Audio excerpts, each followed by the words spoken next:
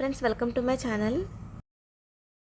సమ్మర్లో మనకి చాలా చల్లగా తినాలని అనిపిస్తుంది కదా. ఎప్పుడు ఐస్ క్రీమ్సే తినలేం కదండి. ఇంక ఇంట్లోనే మనం ఫ్రూట్ కస్టర్డ్ చేసుకోవడమే.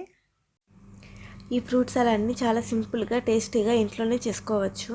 చిన్నపిల్లలకి కూడా చాలా బాగా నచ్చుద్ది. దీనికోసం ఇంట్లో ఉన్న ఏమైనా ఫ్రూట్స్ తీసుకోవాలి. పుల్లగా ఉన్న ఫ్రూట్స్ మాత్రం వేసుకోకూడదు. ఈ ఫ్రూట్ సలాడ్ కోసం కస్టర్డ్ పౌడరు, ఫ్రూట్స్, పాలు, షుగరు ఉంటే సరిపోతుంది. నేను ఇక్కడ నా దగ్గర ఉన్న ఫ్రూట్స్ని చిన్న ముక్కల కింద కట్ చేసుకుని తీసుకున్నాను. యాపిల్స్, దానిమ్మ, బనానా, గ్రేప్స్ తీసుకున్నానండి. బనానా త్వరగా కలర్ చేంజ్ అయిపోతుందండి, అందుకని లాస్ట్లో కట్ చేసుకుని వేసుకుంటాను. నేను కేసర్ పిస్తా కస్టర్డ్ పౌడర్ తీసుకున్నాను. మీకు నచ్చిన ఫ్లేవర్ తీసుకోవచ్చు. 1/2 కప్పు పాలల్లో 2 స్పూన్స్ వరకు కస్టర్డ్ పౌడర్ వేసుకొని ఉండలు లేకుండా బాగా కలుపుకొని పక్కన పెట్టుకోవాలి. పౌడర్లో పిస్తా పప్పులు కూడా ఉంటాయి. ఈ ఫ్లేవర్ కూడా చాలా బాగుంటుంది.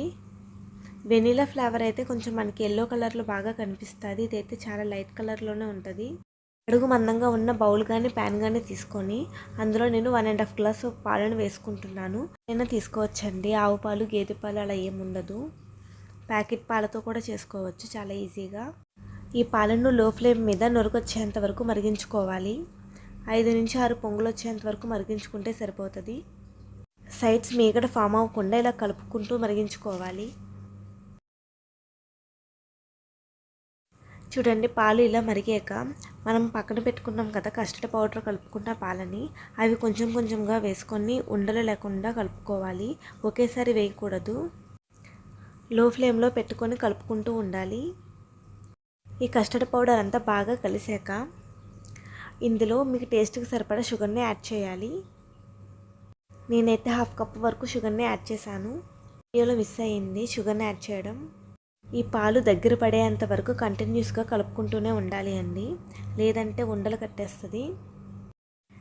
క్రీమీ టెక్స్చర్ వచ్చేంత వరకు మరిగిస్తే సరిపోతుందండి. బాగా చిక్కగా అయితే మరిగించిన అవసరం లేదు. కేసర్ పిస్తా యూస్ చేసాం కదండి, అందుకని మనకి కలర్ అయితే ఎక్కువగా కనిపించట్లేదు. చూడండి, పాలు చిక్కబడుతున్నాయి. ఇలాగ పాలు దగ్గర పడ్డాక స్టవ్ ఆఫ్ చేసుకోవాలి. బాగా ఎక్కువగా మరిగించకూడదు. చల్లారేక బాగా దగ్గర పడిపోతాయి. గట్టిగా ఉంటుంది అప్పుడు కస్టర్డ్. స్టవ్ ఆఫ్ చేసుకొని ఈ కస్టర్డ్ని మీగడ ఫామ్ అవ్వకుండా ఇలా కలుపుకుంటూ ఉండాలి.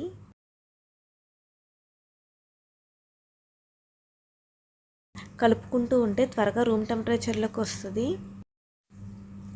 ఇది చల్లారాక ఫ్రూట్స్ని వేసుకోవాలి.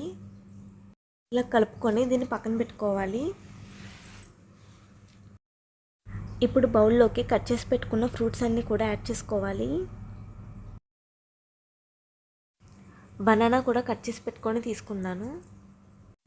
2 అరటిపళ్ళు, 1 యాపిల్, 1 దానిమ్మ, కొన్ని ద్రాక్ష పళ్ళు వేసుకున్నాను. ఇలా మీకు కావాల్సిన ఫ్రూట్స్ అన్నిటిని బౌల్లోకి వేసుకోవాలి.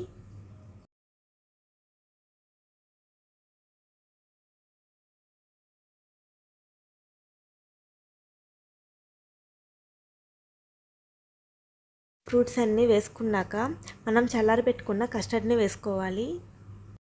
ఫ్రూట్స్ అన్నిటిని ఇలా కస్టర్డ్లో కలుపుకోవాలి.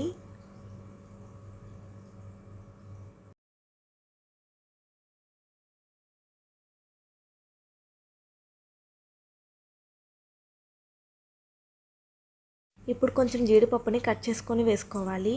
జీడిపప్పుని అస్సలు మిస్ అవ్వద్దు. టేస్ట్ చాలా బాగుంటుంది ఇది వేయడం వల్ల. మీకు కావాలి అనుకుంటే డ్రై ఫ్రూట్స్ ఏమైనా యాడ్ చేసుకోవచ్చు. పప్పు, ఖర్జూరం అలాంటివి యాడ్ చేసుకోవచ్చు. నేనైతే జీడిపప్పు యాడ్ చేశాను. కలర్ఫుల్గా ఉండడానికి కొంచెం టూటీ ఫ్రూటీని కూడా యాడ్ చేసుకున్నాను. చూడడానికి అట్రాక్టివ్గా ఉంటేనే పిల్లలు తింటారు కదా. అంతే అండి, టేస్టీగా ఫ్రూట్ కస్టర్డ్ అయితే రెడీ అయిపోయింది. ఒక 1 to 2 అవర్స్ పాటు ఫ్రిడ్జ్లో వదిలేసి తర్వాత తీసుకొని సర్వ్ చేసుకొని తింటే చాలా బాగుంటుంది. ఇందులో అడిషనల్గా ఎటువంటి ఐస్ క్రీమ్ కూడా యాడ్ చేయక్కర్లేదు. తినేటప్పుడు ఇదే ఐస్ క్రీమ్ లాగా కూడా అనిపిస్తుంది. ఫ్రిడ్జ్లో పెట్టాక ఇది కొంచెం గట్టిగా అవుతుంది. ఫ్రిడ్జ్లో పెట్టి తీసాక ఫ్రూట్ కస్టర్డ్ అయితే ఈ విధంగా ఉందండి. చాలా బాగుంటుంది. ఒకసారి మీరు ట్రై చేయండి. ఈ వీడియో మీకు నచ్చినట్లయితే ప్లీజ్ నా ఛానల్ని సబ్స్క్రైబ్ చేసుకోండి, లైక్ చేయండి. ఇంకో వీడియోతో మళ్ళీ కలుద్దాం. అంతవరకు బాయ్. Thank you.